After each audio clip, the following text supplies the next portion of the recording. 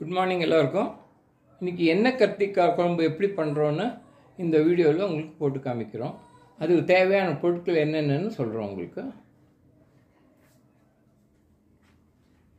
அதுக்கு தேவையான பொருட்கள் ஒரு 5-6 கத்திரிக்காவை இது மாதிரி 4 நாளாக விளிம்பாக கட் பண்ணிக்கோங்க. 4 சைடு ஃபுல்லாக கட் பண்ணுங்க. காம்பு மட்டும் கட் பண்ணிக்கோங்க. பூச்சி இல்லாமல் இருக்கிற மாதிரி ஃபுல்லாக இதை கட் பண்ணி வச்சுக்கோங்க. தண்ணியில் போட்டு வச்சாச்சு இந்த கத்திரிக்காவை. நெக்ஸ்ட் அரைக்க இதுக்கு வேண்டிய மசாலா பொருட்கள் என்னன்னா, ஒரு தக்காளி போட்டுக்கோங்க, கொஞ்சம் புளியை போட்டுக்கோங்க, ஒரு சின்ன எலுமிச்சம்பழம் லெவலுக்கு இஞ்சி கொஞ்சம் போட்டுக்கோங்க, வெங்காயத்தை போட்டுக்கோங்க, பாதி வெங்காயம் போட்டுக்கோங்க, பூண்டு ஒரு 10 பூண்டு வில்ல போட்டுக்கோங்க. இது எல்லாத்தையும் மிக்சியில் போட்டு தேங்காய் இதுக்கு ஒரு தேவையான அளவு ஒரு 3 டேபிள் ஸ்பூன் அளவுக்கு போட்டுக்கோங்க. தேங்காய் 3-4 டேபிள் ஸ்பூன் போட்டுக்கலாம். தேங்காய் அப்புறம் தனியா பொடி போட்டுக்கோங்க. 1 ஸ்பூன் தனியா பொடி, 1.5 ஸ்பூன் தனியா பொடி போட்டுக்கோங்க.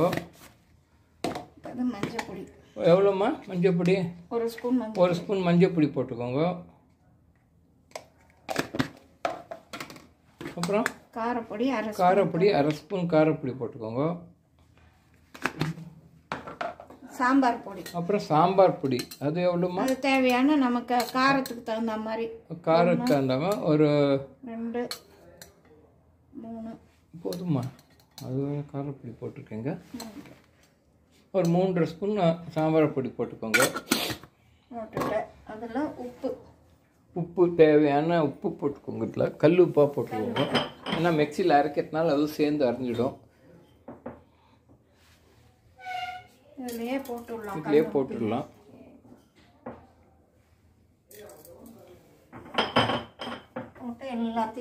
எல்லாத்தையும் சேர்த்து போட்டு மிக்சியில் போட்டு அரைங்க. உங்கள் வீட்டில் அம்மி இருந்ததுன்னா கூட அரைச்சிக்கலாம். உங்களுக்கு ஒரிஜினாலிட்டி கிடைக்கும். மசாலா உள்ள வைக்கணும்.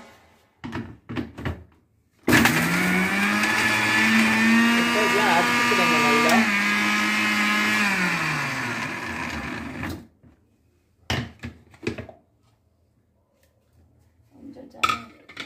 தக்காளி நல்லா கட் பண்ணிக்கோங்க. தண்ணி ஊற்றிக்கோங்க. கத்திரிக்காயை ட்ரையாக அரைச்சிட்டோம். அது ஒன்றா சேர்ந்து அதுக்கு தேவையான கொஞ்சம் தண்ணியை ஊற்றிக்கோங்க. தண்ணியை ஊற்றிட்டு கொஞ்சம் பேஸ்ட்டாக இருக்கணும். ரொம்ப தண்ணியாக ஆகிடக்கூடாது. இது இந்த மசாலா தான் கத்திரிக்காய் அந்த 4 நாளாக காமிச்சோம்ல, அதுக்கு சென்டரில் இந்த அடைக்கணும் அந்த மசாலாவை. அப்படி தானே மாமி? இந்த மசாலா அதில் அரைக்க போறீங்களே, அடைச்சிட்டு அப்படியே மீதியே அதுலேயே ஊற்றிடுவீங்களா? அப்படியே இந்த கத்திரிக்காய் எண்ணெய் குழம்பு, இது பேர் என்ன? கத்திரிக்காய் எண்ணெய் கத்திரிக்காய் குழம்பு. எண்ணெய் கத்திரிக்காய் குழம்பு ரெசிபி ஞாபகம் வச்சுக்கோங்க.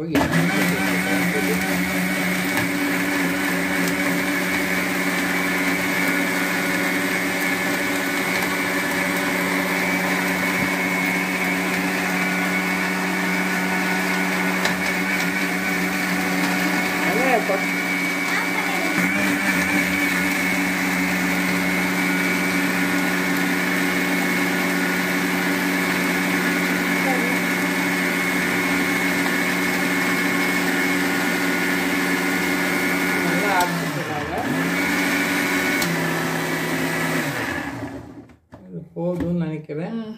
நல்லா நைஸாக அரைச்சாச்சு. இந்த நைஸாக அரைச்சாச்சு. இப்போ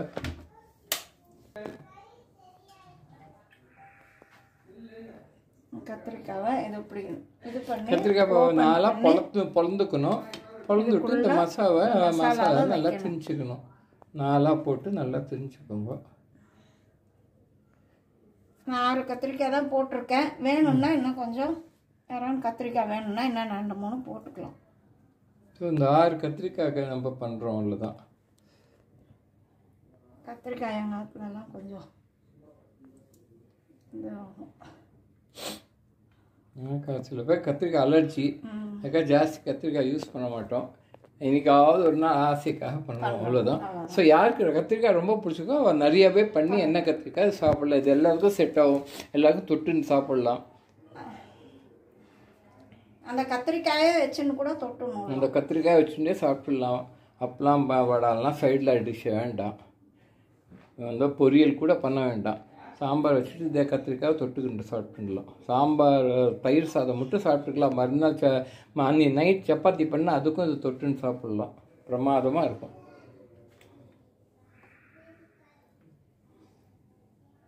எல்லா கத்திரிக்காயில் இந்த மசாலா நல்லா அந்த பொலந்துட்டு அதில் நல்லா போட்டுக்கோங்க. எதுக்குன்னா இதில் போனால் இப்போ இதில் மசாலா இதுக்குள்ளேயே இருக்கும். அதே சமயம் மீதியே அப்படியே நம்ம இந்த சட்டியில் போட்டுட்டு அதுக்கு எப்படி எண்ணெயெல்லாம் ஊற்றணுமா? இப்போ எண்ணெய், கடுகு, கருவேப்பிலை. பாருங்கள், அடுத்த ஸ்டெப்பு காமிக்கோங்க மாமி எப்படி பண்ணுறாங்கன்னு.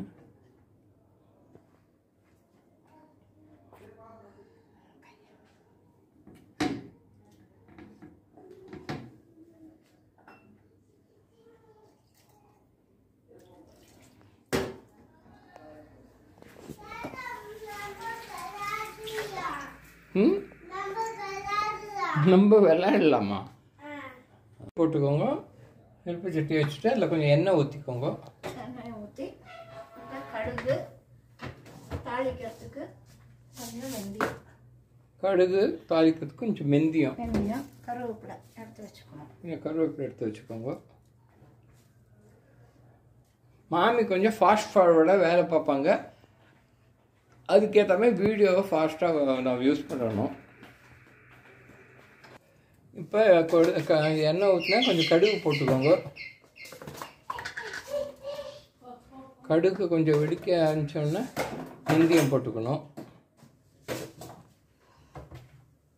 எண்ணெய் கத்திரிக்காய்ங்கிறங்க, அதில் எண்ணெயே இல்லை. அது எப்படி எண்ணெய் கத்திரிக்காய் நீங்கள் சொல்ல முடியும்? அது எண்ணெய் இதுலேயே வதங்கணும் கொஞ்சம். ஃபர்ஸ்ட் இதில் வதங்க, அப்புறமா எண்ணெய் ஊற்றணுமா? அந்த எண்ணெய் கத்திரிக்காய்னா அந்த இல்லை, இது குழம்பு தானே. ஓ, குழம்பா? எண்ணெய் கத்திரிக்காய். அப்போ இதுக்கு என்ன? கத்திரிக்காய் குழம்பு. எண்ணெய் கத்திரிக்காய் குழம்பு. எண்ணெயிலே பொரிப்பீங்களோ? அதனால எண்ணெய் கம்மியாக தான் இருக்கும். அது ஃப்ரை. இது எதுக்கு எண்ணெய் கத்திரிக்காய் குழம்புன்னு இப்போ பேர் வந்தது? இப்போ நீங்கள் எண்ணெய் கத்திரிக்காய் ஃப்ரைன்னு சொல்லியிருந்தேன்னா ஓகே, எண்ணெயில் ஃப்ரை பண்ணுறீங்க. இது அப்போ கத்திரிக்காய் குழம்பு, மசாலா கத்திரிக்காய் குழம்புன்னு பேர் வைக்கணும், ரெசிபியை மாற்றிக்கணும் இதை. ஆனால் இது பொதுவாகவே எண்ணெய் கத்திரிக்காய்பாங்க, அதுக்காக சொல்லுவாங்க மாமி எண்ணெய் கத்திரிக்காய்னு. எண்ணெய் கத்திரிக்காய் குழம்பு நம்ம வைக்கிறது தான் பேர், ரெசிபிலாம். இப்போ கருவேப்பிலை போட்டேங்க. இந்த கத்திரிக்காயெல்லாம் மசாலா அடைச்சி வச்ச கத்திரிக்காவை நெக்ஸ்ட்டு போட்டுக்கோங்க. அடைச்சி வச்சு கத்திரிக்காய் போட்டுக்கோங்க. இது நல்லா இந்த அரைச்ச இதை நல்லா அலும்பி இதில் ஊற்றின்றுங்க. மீதி அதுக்கு வேண்டி அரைச்ச விழுது இருக்குல்ல, இதுமாதிரி இதில் ஊற்றி வச்சுக்கோங்க. ஊற்றி வச்சுக்கிட்டு இது நல்லா ஓரளவுக்கு அரை வதங்குதுமா, ஒரு நல்லா வதங்கினதுக்கப்புறம் அது ஊற்றணும். இது நல்லா வதங்கின கத்திரிக்காய் நல்லா சுருங்கி நல்லா வதங்கினதுக்கப்புறம் இந்த ஆல்ரெடி மீதி இருக்கிற இந்த விழுதை அதில் போட்டு கொதிக்க விடணும். மூடி நல்லா கத்திரிக்காய் நல்லா சுருங்கணும். இந்த எண்ணெயில் நல்லா சுருங்கினதுக்கப்புறம் அந்த விழுதை இதில் ஊற்றிட்டு இன்னும் ஒரு 2 கொதி வந்ததுக்கப்புறம் இறக்கணுமா? இல்லை வேற ஏதாவது போடணுமா? அதுக்கு இது ஏதோ அரைச்சி வச்சுருக்கீங்க அது. ஓகே. இதுக்கப்புறம் எல்லாம் முடிச்சு அதுக்கப்புறம் கொத்தமல்லி மேலே தூவி இறக்கி வேற பாத்திரத்தில் மாற்றி வச்சுக்கணும். இது ஆச்சு. இந்த கத்திரிக்காய் நல்லா வதக்கினதுக்கப்புறம் அதில் இது ஊற்றினதுக்கப்புறம் இது நல்லா இந்த கத்திரிக்காய் இன்னும் ஒரு கொதி நல்லா கொதி வந்த உடனே இன்னும் கத்திரிக்காயெல்லாம் சுருங்கினதுக்கப்புறம் அது அந்த போட்டிருக்க அந்த கிரேவி இல்லாமல் இன்னும் கொஞ்சம் கம்மியாகிடும். அதுக்கப்புறம் அது முடிய ஸ்டேஜில் நான் உங்களுக்கு வீடியோவில் இன்னும் வரேன். ஒரு கத்திரிக்காய் இப்போ எடுத்து பாருங்க எப்படி வெந்திருக்கான்னு. நல்லா வெந்திருக்கு. இந்த வெந்திருக்க கண்டிஷனில் இந்த கண்டெய்னரில் மீதியாக கொட்டி எடுத்து வச்சுருங்க. நீங்கள் அப்படியே பிசைஞ்சு சாப்பிடலாம் சாப்பாடு. அதையே கத்திரிக்காயும் தொட்டுக்கலாம். அவ்வளோதான்.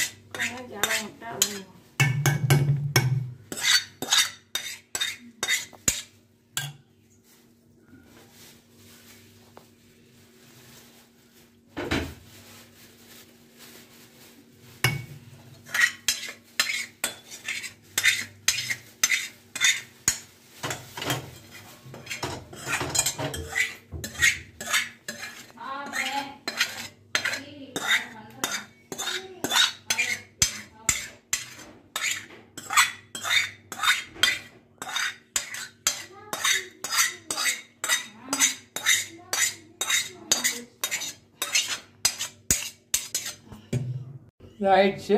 இதெல்லாம் அந்த கண்டெய்னரில் மாற்றியாச்சு, வேறு பாத்திரத்தில் மாற்றியாச்சு. முடித்தோடனே கொத்தமல்லியை நல்லா பொடி பொடியாக நறுக்கி மேலே தூவி விட்டுடுங்க. தூவிட்டு ஒரு ஜஸ்ட்டு கலரிட்டு எடுத்து வச்சுடுங்க. அவ்வளோதான், கத்திரிக்காய் எண்ணெய் குழம்பு ready. Thank you for viewing this video. நம்ம அடுத்த வீடியோவில் வேறு ரெசிபியோடு வரோம். Thank you. Good morning, good evening to everybody.